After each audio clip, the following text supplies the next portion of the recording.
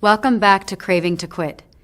Yesterday we introduced you to a loving kindness practice as a way to ease up on ourselves when we trip up. See if you can keep this practice up a little bit each day to build this mental muscle. You can do a minute of loving kindness for yourself before you start your body scan in the morning, or practice it as you drift off to sleep at night. Today we're going to explore more deeply the costs and benefits of smoking. What do we get out of smoking, and what is it costing us? So take a moment to really consider what you get out of smoking. What keeps you doing it? Well, duh, you might think I have an addiction. But try to get more specific. There's got to be something that's fueling that habit loop. So some things that might resonate for you are relaxation or de-stressing, comfort, a chemical high, social bonding. Think of what might be fueling the fire for you. Now, can you imagine what the costs are of your habit? You probably know about these already, that's why you're in the program after all, but it's good to remind ourselves. What about these costs? A higher risk of cancer, stroke, and heart disease. Possibly an earlier and more painful death. An average of $1,500 a year. Yellow teeth and bad breath. Maybe even the nagging of your loved ones who are trying to get you to quit smoking. So take a good look at what you get out of it, and then take a good look at the costs.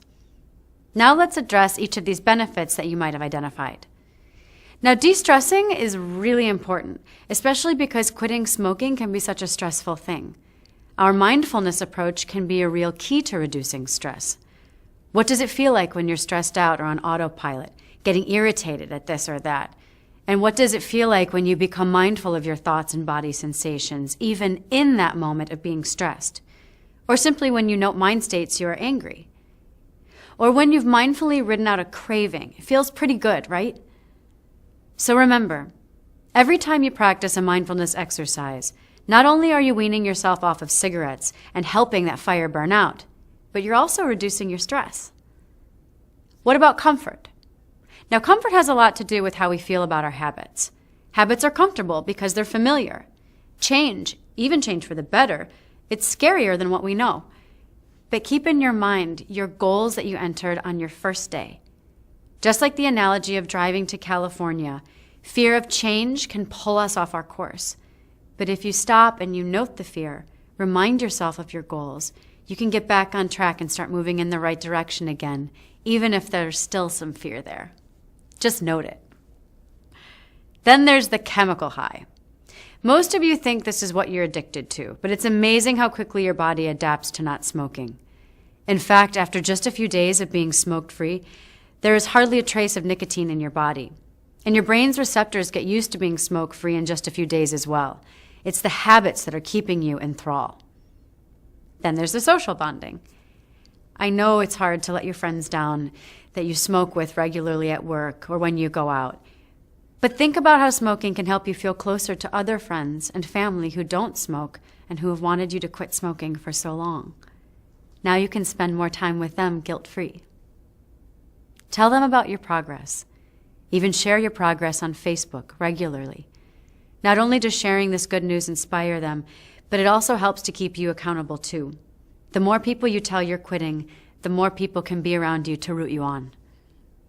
My last suggestion is to keep being mindful when you smoke. Each and every time you do this, really pay attention and be curious. This will help you see what you're really getting out of smoking. Are you holding a hot coal again? When we really pay attention to what's going on as we smoke, we might notice that it doesn't taste as good or feel as good as we expected it to. And we can no longer fool ourselves. We drop the hot coal. So keep being mindful so you can begin to see more and more clearly what you're really getting out of smoking.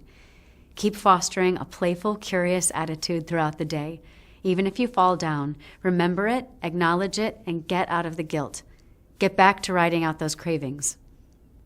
Might we suggest that you keep practicing loving kindness? How about seeing if you can do it for yourself 1 minute twice today, and then a third time as you go to sleep tonight? Give it a try.